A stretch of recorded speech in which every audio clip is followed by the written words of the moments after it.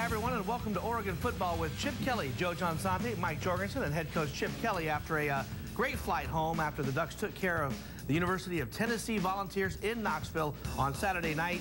Coach, what a night, just a historic night for the University of Oregon and also for your football program. Yeah, it was special. You know, obviously a tremendous place to go play a game. Nicest stadium, I think. Well, I know we've been in since I've been here, and their crowd was fantastic. And, you know, to go into SEC country and win a game like that says a lot about our kids, especially how it started off. I don't know how long the delay was, but, you know, spend that time in the locker room and then come back out. But we had a lot of players contribute again, and it really talks about what type of team we have. And it was contributions, offense, defense, special teams again. So.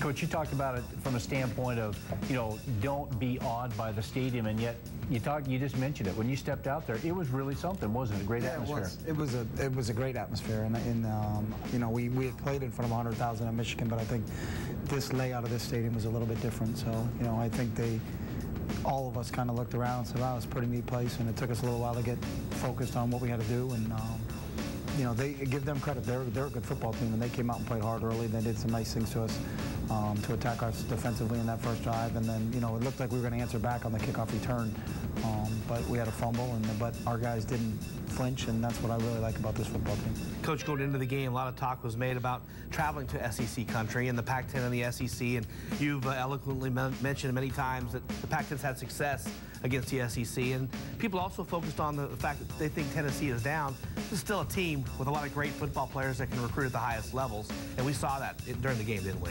Yeah, I'd like to be that down. Yeah, right.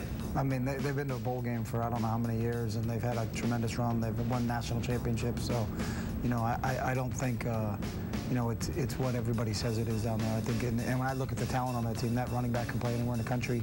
Their offensive line is young, but they're very, very good. You know, and there's guys in that front seven on defense that are outstanding football players. So, you know, I think they're going to win some games this year, and they're going to be a team that, you know, people will talk about when the season's over. That, you know, Tennessee's a little bit better than people are giving credit for right now. Yeah, I'm sure Darren Thomas seeing Montorie Hughes in his dreams the next night. He's a heck of a player. He was great on the defensive line. Let's get to it, Coach. Let's go right to it. We'll get into the highlights and show you what happened in this game and go over it. Ducks take the field. Again, this is the first time I felt the pressure on the ear that you feel at Autzen. So this was louder than any place we have been over the last 11 or 12 years, Mike. Louder than Oklahoma, louder than a lot of these big stadiums have gone. Well, same pitch. That's the thing about it. The pitch was just unbelievable, and obviously they opened up with a big play right off the bat, Coach. Yeah, they lined up in unbalanced, and half our guys got the check, the other half didn't, and they made a play.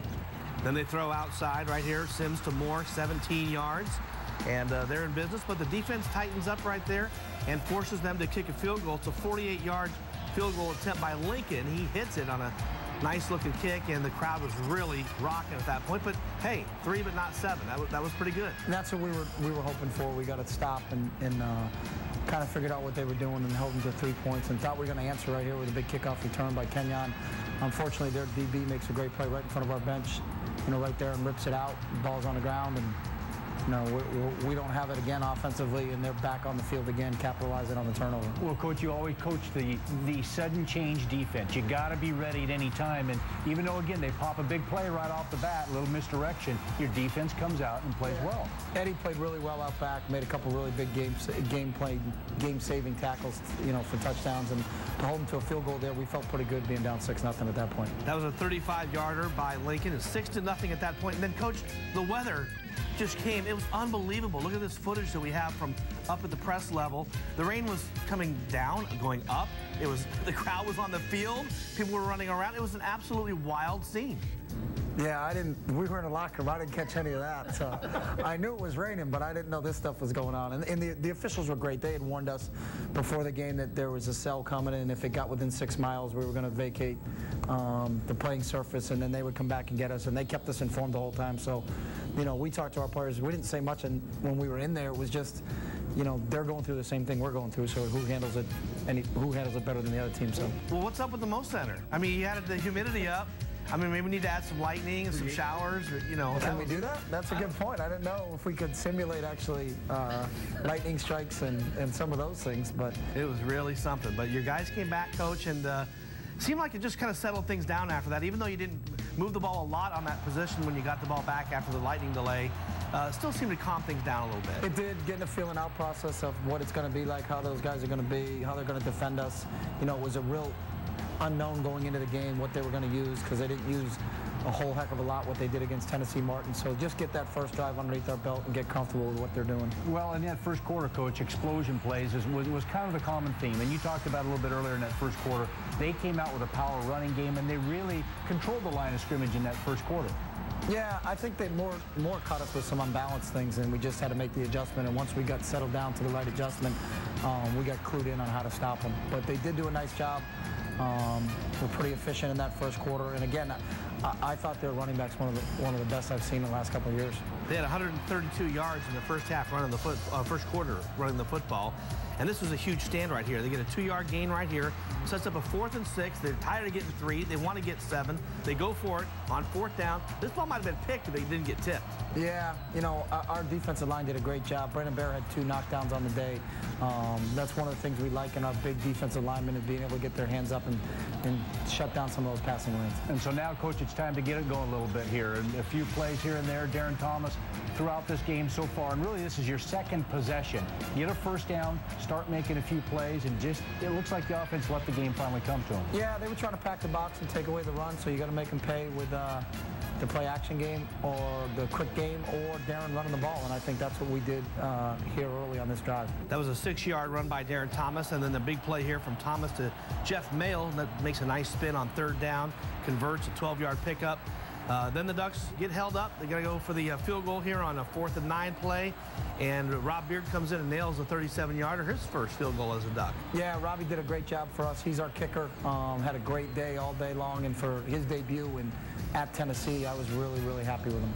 From a special team standpoint, Coach, and we'll talk about this throughout the game, your special teams, other than the opening kickoff return, were really, really good yesterday. Yeah, we played, and we knew going on the road that was going to be the key, is how well we played in special teams, and that would really dictate the outcome of the game, and I thought that's where we had a huge advantage.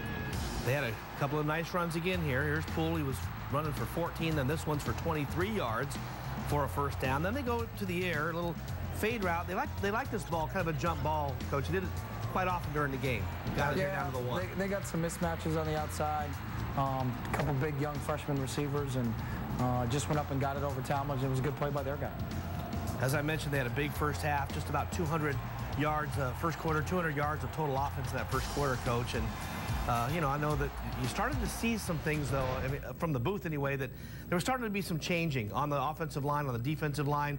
The holes weren't as big. You know, there was a little different push, I thought, Mike, as we started to see the first quarter really go on. Well, Coach, you mentioned even the adjustments that you made, you know, a few misalignments and that type of deal, and then those explosion plays. But as the second quarter kind of got in there, the defense adjusted, the offense began to pick up the pace, everything started to come back again, didn't it? Yeah, and that's we knew going in, because it's a brand new coaching staff down there, so exactly what were we going to get it.